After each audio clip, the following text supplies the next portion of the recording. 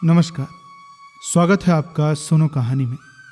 आज से हम शुरू करने जा रहे हैं सूर्यकांत त्रिपाठी निराला जी के द्वारा लिखित एक लघु उपन्यास जिसका नाम है बिल्लेसुर बकरिहा। इसके बारे में निराला जी का कहना था कि बिल्लेसुर बकरिहा हाथ से लिए एक स्केच है। उन्हें इसे लेकर विश्वास है कि पाठकों का इससे काफी मनोरंजन होगा। तो आइए बिना समय व्यर्थ किए सीधे सुनते हैं इसका पहला भाग। बिल्लेसुर नाम का शुद्ध रूप बड़े पते से मालूम हुआ कि बिल्लेश्वर है। पूर्व डिवीजन में जहां का नाम है, लोकमत बिल्लेसुर शब्द की ओर है। कारण पूर्वा में उक्त नाम के प्रतिष्ठित शिव हैं, अन्यत्र ये नाम न मिलेगा। इसलिए भाषा तत्व की दृष्टि से गौरवपूर्ण है। बात रही बकरिहा की, तो बकरिहा जहां का शब्द है वहां बोकरिहा कहते हैं, वहां बकरी को बौकरी कहते हैं। मैंने इसका हिंदुस्तानी रूप निकाला है। हां का प्रयोग हनन के अर्थ में नहीं, पालन के अर्थ में है। बिल्लेसुर जाति के ब्राह्मण तरी के सुकुल हैं। खेमे वाले के पुत्र खयाम की तरह किसी बकरी वाले के पुत्र बकरिहा नहीं। लेकिन तरी के सुकुल को संसार पार करने की तरी नहीं मिली, तब बकरी पालने का कारोबार किया। गांव वाले फिर उक्त पदवी से अभिहित करने लगे। हिंदी भाषा साहित्य में रस का अकाल है, पर हिंदी बोलने वालों में नहीं। उनके जीवन में रस की गंगा जमुना बहती है। 20वीं सदी साहित्य की धारा उनके पुराने जीवन से मिलती है। उदाहरण के लिए अकेले बिल्लेसुर का घराना काफी है। बिल्लेसुर 4 भाई आधुनिक साहित्य के चारों चरण पूरे कर देते हैं। खैर, बिल्लेसुर के पिता का नाम था मुक्ता प्रसाद। क्यों इतना शुद्ध नाम था मालूम नहीं, लेकिन उनके पिता पंडित नहीं थे। मुक्ता प्रसाद के 4 लड़के हुए, मन्नी, ललई, बिल्लेसुर, दुलारे। नाम उन्होंने स्वयं रखे, पर यह शुद्ध नाम है। उनके पुकारने के नाम गुणानुसार और हैं। मन्नी पैदा होकर साल भर के हुए। पिता ने बच्चे को गर्दन उठाए बैठा झपकता देखा तो गप्पुआ कहकर पुकारना शुरू कर दिया, आदर में गप्पू। दूसरे लड़के ललई की गोराई रो में निखर आई थी, आंखें भी कंजलोचन। स्वभाव में बदले बदले पिता ने नाम रखा था भर्रा, यानी आदर में भूरू। बिल्लेसुर के नाम में ही गुण था। पिता बिलवा आदर में बिल्लू कहने लगे। दुलारे अपना ईश्वर के यहां से खतना करा कर आए थे। पिता को नामकरण में आसानी हुई तो कटुआ कहकर पुकारने लगे, आदर में कट्टू। अभाग्यवश पुत्रों का विकास देखने से पहले मुक्ता प्रसाद संसार बंधन से मुक्त हो गए। उनकी पत्नी देखरेख करती रही, पर वे भी पीस कर, चौका टहल कर, कंडे पाथ कर, छोड़ झोड़ कर, रोटी पका कर, छोटे से बाग के आम महुए बिनकर, लड़कों को किसानी के काम में लगाकर ईश्वर के यहां चली गई। उनके न रहने पर चारों भाइयों की एक राय नहीं रही। विवाद काम में विघ्न पैदा करता है। फलता है 4 भाइयों की 2 टोलियां हुई। मन्नी और बिल्लेसुर एक तरफ हुए, ललई और दुलारे एक तरफ, जैसे कि सनातन धर्मी और आर्य समाजी। कुछ दिन इसी तरह चला। फिर इनमें भी शाखें फूटी, जैसे वैष्णव और शाक्त, वैदिक और वितंडावादी। और फिर सबकी अपनी अपनी डफली, अपना अपना राग रहा। सनातन धर्म अनुसार मन्नी दुखी हुए कि तरी के सुकुल होने के कारण कोई लड़की नहीं ब्याह रहा, पर विवाह आवश्यक है, इस लोक के लिए भी और परलोक के लिए भी। माता पिता गुजर गए हैं, पानी तो उन्हें मिल जाता है, पर माता जी को बढ़िया नहीं मिलती। अब बिना गृहिणी के घर में भूत डेरा डालते हैं भैया। विचार के अनुसार मन्नी बातचीत करते और जहां कहीं अनाथ की लड़की देखते थे डोरे डालते थे। खैर, एक जगह लासा लग गया। कहना न होगा कि ऐसे विवाह की बातचीत में अत्युक्ति ही प्रधान होती है, अर्थात झूठ की अधिक, यानी 1 पैसे की हैसियत 1 लाख की बताई जाती है। मन्नी के विवाह में ऐसा ही हुआ। लड़की ने मां का दूध छोड़ा ही था। मां बेवा थी। कहा गया कि रुपए 200-300 लेकर क्या करोगे, जबकि लड़की को अभी 10 साल पालना पोसना है। वहीं चलकर रहो, घी दूध खाओ और रानी की तरह रहकर लड़की की परवरिश करो। भैया बात मां के दिल में बैठ गई। मन्नी तब 30 साल के थे, पर चूंकि नाटेकत के थे इसीलिए 18-19 की उम्र बतलाई गई। मूंछों की वैसी बाला न थी, बात खप गई। मन्नी के खेतों के पास एक झाड़ी है।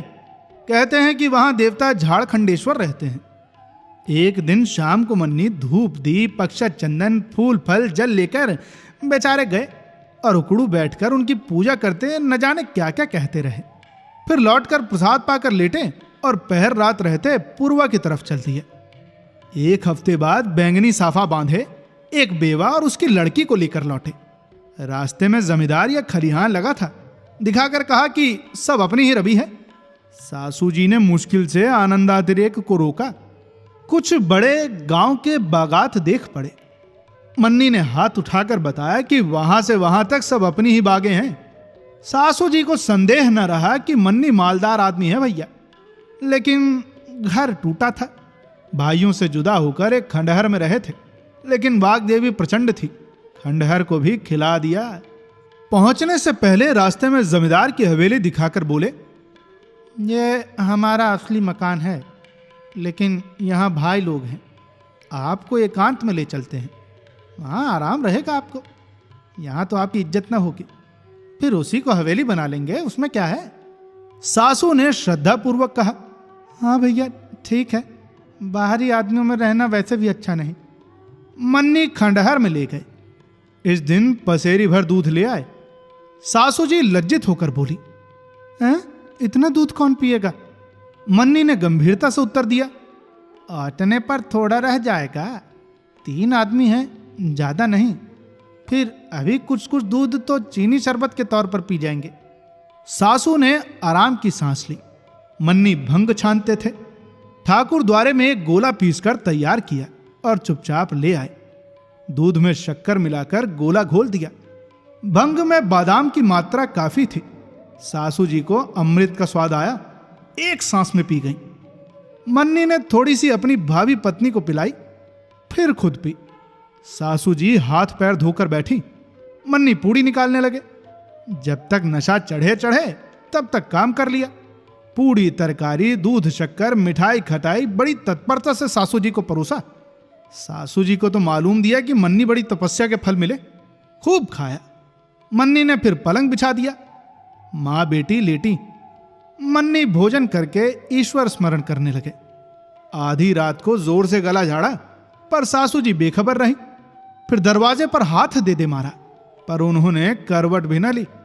मन्नी समझ गए कि भैया सुबह से पहले आंखें न खोलेंगे। बस अपनी भावी पत्नी को गले लगाया और भगवान बुद्ध की तरह घर त्याग कर चल दिए। पत्नी बेचारी गले लगी सोती रही। सुबह होते होते मन्नी ने 7 कोस का फासला तय किया। जहां पहुंचे वहां रिश्तेदारी थी, लोग सद गए भैया। सासू जी ने सवेरे हल्ला मचाया। बात खुली, पर चिड़िया उड़ चुकी थी। वे रो पीट कर शाप देती हुई कि अरे तुम मर जाए, तेरी चारपाई गंगा जी जाए, और ये कहते कहते घर चली गई।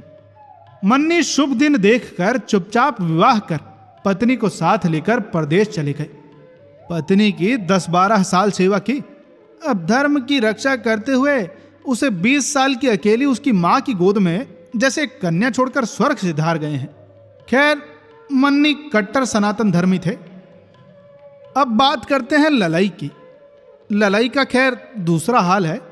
पहले ये भी कलकत्ता बंबई की खाक छानते फिरे, अंत में रतलाम में आकर डेरा जमाया। यहां एक आदमी से दोस्ती हो गई। कहते हैं ये गुजराती ब्राह्मण थे। ईश्वर की इच्छा भाई, कुछ दिनों में दोस्त ने सदा के लिए आंखें मूंद ली। लाचार दोस्त के घर का कुल भार ललाई ने उठाया बेचारे ने। दोस्त का एक परिवार था, पत्नी, 2 बेटे, बड़े बेटे की स्त्री। अब इन सबसे ललाई का वही रिश्ता हुआ जो इनके दोस्त का था। इस परिवार में कुछ माल भी था, इसलिए ललाई ने परदेश रहने से देश रहना आवश्यक समझा। चूंकि अपने धर्म कर्म में वे दृढ़ थे, इसलिए लोक निंदा और यश कथा को एक सा समझते थे। अस्तु इन सबको गांव ले आए। एक साथ पत्नी, 2-2 पुत्र और पुत्र वधू को देखकर लोग एकटक रह गए। इतना बड़ा चमत्कार उन्होंने कभी नहीं देखा था, कहीं सुना भी नहीं था। गांव वालों की दृष्टि लड़ाई पहले ही समझ चुके थे। जानते थे कि जिस पर पड़ती है उसका जल्द निस्तार नहीं होता, इसीलिए निस्तार की आशा छोड़कर ही आए थे। लेकिन भैया गांव वालों ने ललाई का पान पानी बंद किया। ललाई ने सोचा कि एक खर्चा बचा। गांव वाले भी समझे कि इसने बेवकूफ बनाया, माल ले आया है जिसका कुछ भी खर्च न कराया गया। ललाई निर्विकार चित्त से अपने रास्ते आते जाते रहा। मौके की ताक में थे। इसी समय आंदोलन चला। ललाई देश के उद्धार में लगे।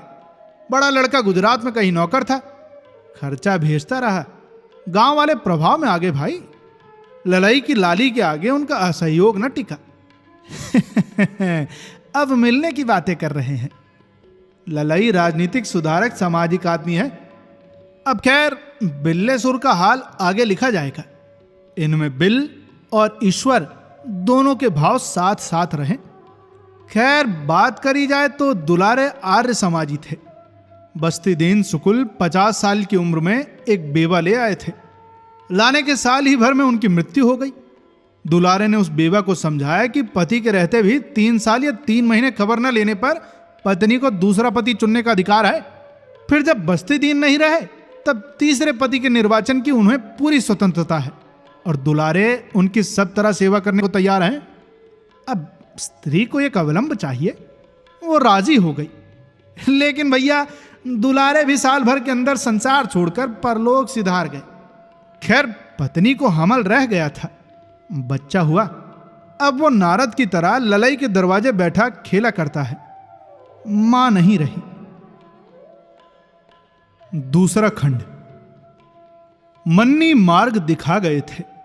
बिल्लेसुर पीछे पीछे चले। गांव में सुना था कि बंगाल का पैसा टिकता है, बंबई का नहीं, इसीलिए बंगाल की तरफ देखा। पास के गांव के कुछ लोग बर्दवान के महाराजा के यहां थे, सिपाही और दला जमादार। बिल्लेसुर ने सांस रोककर निश्चय किया कि बर्दवान चलेंगे, लेकिन खर्च न था। पर प्रगतिशील को भला कौन रोकता है।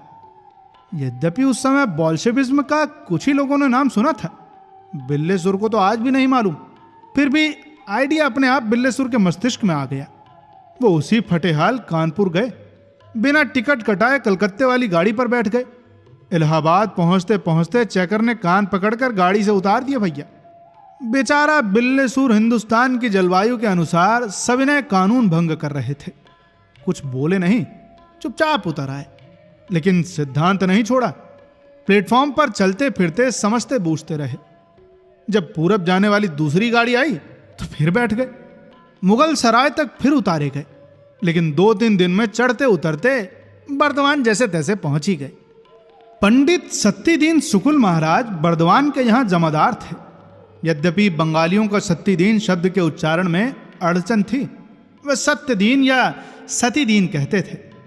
फिर भी सत्तीदीन की उन्मत्ति में वे कोई बाधा नहीं पहुंचा सके। अपनी अपार मूर्खता के कारण सत्तीदीन महाराज के खजांची हो गए। आधे इसलिए कि ताली सत्तीदीन के पास रहती थी, खाता एक दूसरे बाबू लिखते थे। सत्तीदीन इसे अपने एकांत विश्वासी होने के कारण समझते थे।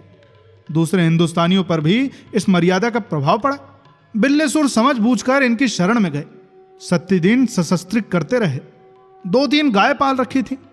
स्त्री शिखरी दशना थी, यानी सामने के 2 दांत आवश्यकता से अधिक बड़े थे। होठों से कोशिश करने पर भी बंद ना होते। पैकू के सुकुल कनवजियापन में बिल्लेसुर से बहुत बड़े। फलतः बिल्लेसुर को यहां सब तरह अपनी रक्षा दिख पड़ी। हाँ तो फिर बिल्लेसुर सत्तीदीन के यहां रहने लगे। ऐसी हालत में गरीब की तहजीब जैसी दबे पांव, पेट खलाए, रीढ़ झुकाए, आंखें नीचे किए आते जाते रहे। उठते जोबन में सत्तीदीन की स्त्री को एक सहलाने वाला मिला। 2-3 दिन तक भोजन न खला। एक दिन औरत वाले कोठे जी गया। नक्की सुरों में बोली, मैं कहती हूं बिल्लेसुर, तुम तो आ ही गए हो और अभी हो ही। इस चरवाहे को विदा क्यों ना कर दूं? हराम का पैसा खाता है। कोई काम है? घास खड़ी है, 2 बोझ काट लानी है। नहीं पैर की बंधी मूठे हैं। यहां वहां का जैसा धान का पैरा नहीं, बड़ा बड़ा कतर देना है और फिर थोड़ी सी सानी कर देनी है। देश में जैसे डंडा लिए यहां ढेरों के पीछे नहीं पड़ा रहना है। लंबी लंबी रस्सियां, 3 गाय हैं, घास खड़ी है, बस ले गए और खूंटा गाड़कर बांध दिया। गाय चढ़ती रही।